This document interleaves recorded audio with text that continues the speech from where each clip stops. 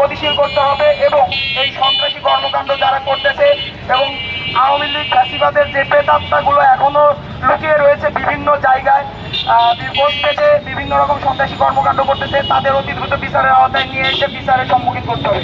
সবাইকে ধন্যবাদ। আসসালামু আলাইকুম।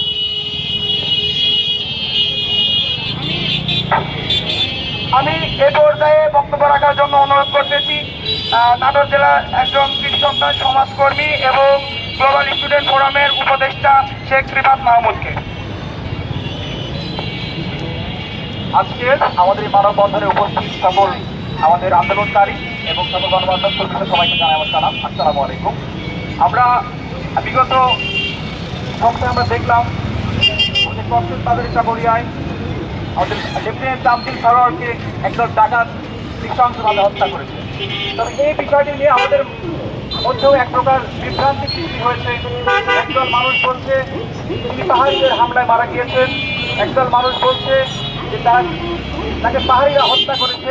কিন্তু আসলে বাস্তব ঘটনা হচ্ছে একদম ডাকাত দলের আক্রমণে তিনি প্রাণ হারান।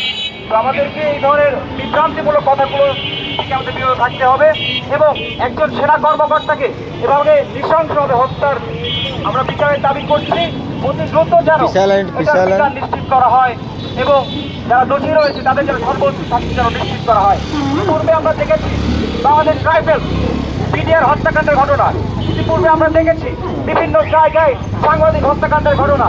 আমরা কিন্তু কোনো ঘটনারই সঠিক বিচার এখন পর্যন্ত পাইনি। তো লেফটেন্যান্ট তামজিল সরোয়ারের হত্যাকাণ্ডের যেন দ্রুত একটি বিচার করা হয় সেই প্রত্যাশা আমরা ছাত্র সমাজ রাখছি।